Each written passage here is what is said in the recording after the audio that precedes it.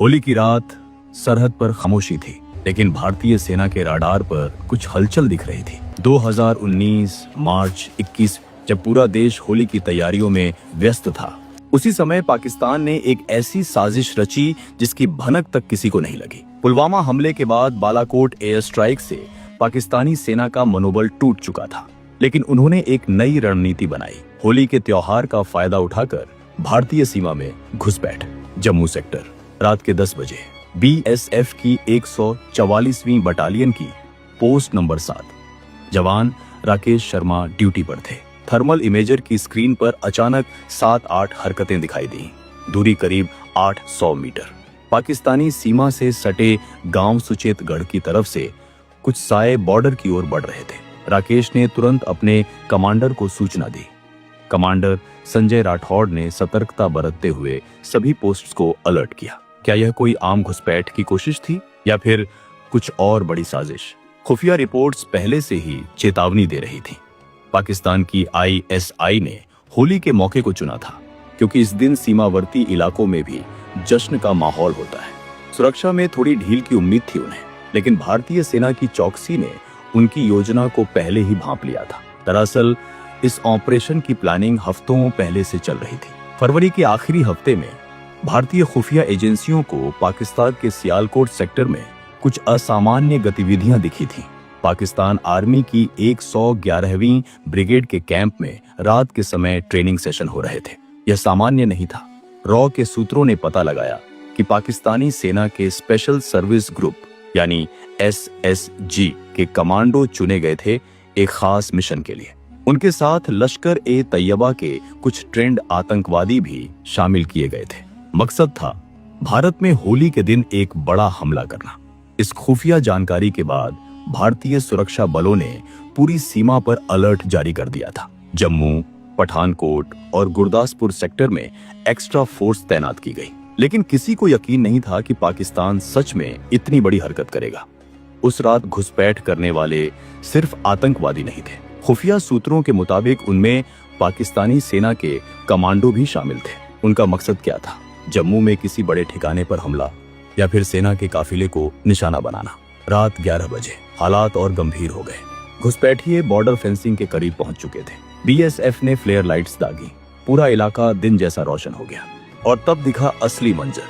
7 लोग काले कपड़ों में, AK-47 राइफलें कंधे पर, ग्रेनेड्स और विस्फोटक बैग में। संजय राठौड़ ने फैसला लिया, कोई रिस्क नहीं लिया जाएगा। हेवी मशीन गन की पोजीशन ली गई, स्नाइपर्स तैनात किए गए और सबसे जरूरी पाकिस्तानी रेंजर्स को हॉटलाइन पर सूचना दी गई कि घुसपैठ की कोशिश हो रही है। लेकिन पाकिस्तान की तरफ से कोई जवाब नहीं आया।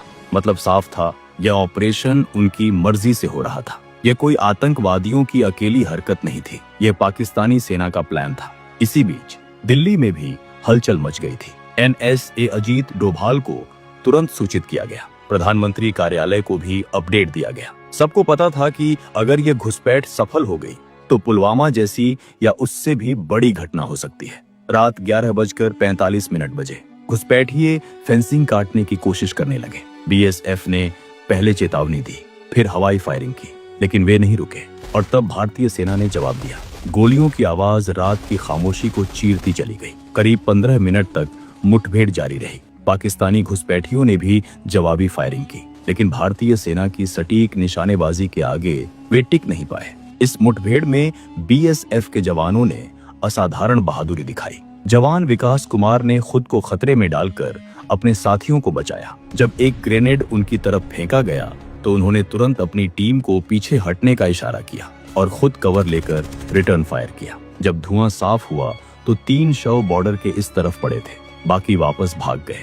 शवों के पास से मिला सामान चौंकाने वाला था। पाकिस्तानी सेना के मार्किंग वाली राइफलें, पाकिस्तानी करेंसी और सबसे खतरनाक एक मैप जिस पर जम्मू के 3 बड़े लोकेशन मार्क थे। यह मैप बेहद खुलासा करने वाला था। पहला निशाना था जम्मू का बस स्टैंड, जहां होली के अगले दिन हजारों लोग इकट्ठा होने वाले थे। दूसरा निशाना था रघुनाथ मंदिर, जहां होली के दिन विशेष पूजा होती है। और तीसरा निशाना था जम्मू पठानकोट हाईवे पर एक सेना का चेक पोस्ट। खुफिया विभाग ने तुरंत जांच शुरू की। मिली जानकारी से पता चला कि यह सिर्फ घुसपैठ की कोशिश नहीं थी, यह एक बड़े हमले की प्लानिंग का हिस्सा था। पुलवामा और बालाकोट के बाद पाकिस्तान बदला लेना चाहता था।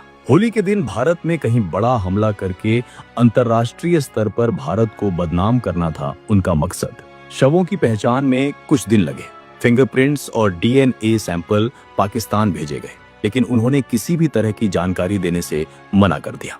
लेकिन भारतीय खुफिया एजेंसियों ने अपने सूत्रों से पता लगाया कि मारे गए 3 में से एक पाकिस्तानी आर्मी का हवलदार था, दूसरा SSG का कमांडो था और तीसरा लश्कर-ए-तैयबा का आतंकवादी था। लेकिन भारतीय सेना की सजगता ने उनकी साजिश को नाकाम कर दिया। अगर वे घुसपैठिए सफल हो जाते और जम्मू के अंदर घुस जाते तो क्या होता?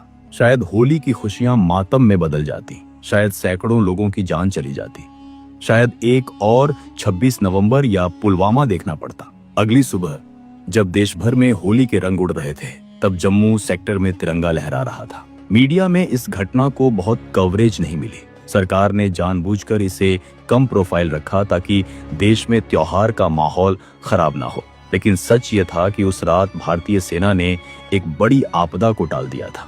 अगर वे घुसपैठिए सफल हो जाते तो होली के दिन कहीं बड़ा खून बह सकता था। पाकिस्तान ने इस घटना को खारिज कर दिया। उन्होंने कहा कि यह भारत का प्रोपेगेंडा है। उनके विदेश मंत्रालय ने बयान जारी किया कि भारत झूठे आरोप लगा रहा है, लेकिन सबूत साफ थे। शवों पर पाकिस्तानी सेना की पहचान, उनके पास मिला सामान और सबसे बड़ा सबूत पाकिस्तानी रेंजर्स की चुप्पी। यह पहली बार नहीं था जब पाकिस्तान ने भारतीय त्योहारों को निशाना बनाया हो। 2008 में दिवाली के समय मुंबई हमला हुआ था। 2016 में पठानकोट एयरबेस पर हमला नए साल के ठीक बाद हुआ था। 2019 में पुलवामा हमला वैलेंटाइन डे के एक दिन पहले हुआ था।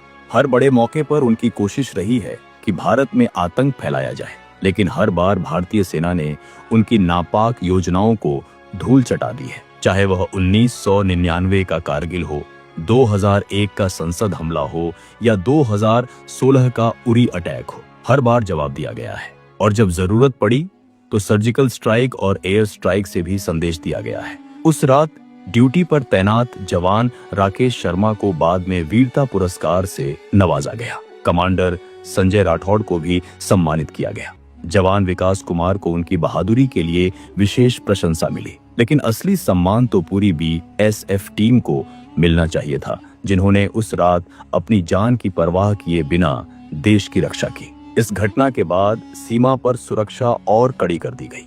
खासकर त्योहारों के दौरान अब डबल अलर्ट रहता है। ड्रोन सर्विलांस बढ़ाई गई, नाइट विजन इक्विपमेंट्स को अपग्रेड किया गया, सीमा पर स्मार्ट फेंसिंग लगाई गई जो किसी भी हलचल पर तुरंत अलर्ट करती है। पाकिस्तान की साजिशें कभी खत्म नहीं होती। वे लगातार नए तरीके ढूंढते रहते हैं भारत को अस्थिर करने के। कभी ड्रोन से हथियार भेजते हैं, कभी टनल खोदकर घुसपैठ कराते हैं, कभी त्योहारों का मौका ताकते हैं, कभी नकली नोट भेजते हैं, कभी ड्रग्स की तस्करी कराते हैं। लेकिन भारतीय सेना हर बार उनसे 3 कदम आगे रहती है। हमारी खुफिया एजेंसियां दिन रात काम करती हैं। हमारे जवान हर मौसम में, हर हाल में सरहद पर डटे रहते हैं। -40 डिग्री की ठंड हो या 50 डिग्री की गर्मी, वे अपनी जगह से नहीं हटते। होली 2019 की यह घटना एक याद दिलाती है, जब हम रंगों में डूबे होते हैं तब कोई सरहद पर हमारी सुरक्षा के लिए खड़ा है। जब हम परिवार के साथ खुशियां मनाते हैं तब कोई अपने परिवार से दूर हमें सुरक्षित रखता है। यह कहानी सिर्फ एक घुसपैठ की कोशिश की नहीं है, यह उस अदृश्य युद्ध की कहानी है जो हर रोज सीमा पर लड़ा जाता है। वह युद्ध जिसके बारे में हमें कभी पता नहीं चलता, वे जवान जिनके बलिदान की खबरें अखबारों की सुर्खियां नहीं बनती। आज भी, इस समय भी कहीं कोई जवान अपनी पोस्ट पर खड़ा है, राडार देख रहा है, सीमा की निगरानी कर रहा है, ताकि हम चैन की नींद सो सकें, ताकि हम अपने त्योहार बिना किसी डर के मना सकें। क्योंकि सरहद पर जो लड़ाई लड़ी जाती है वही तय करती है कि घर में कैसा माहौल होगा।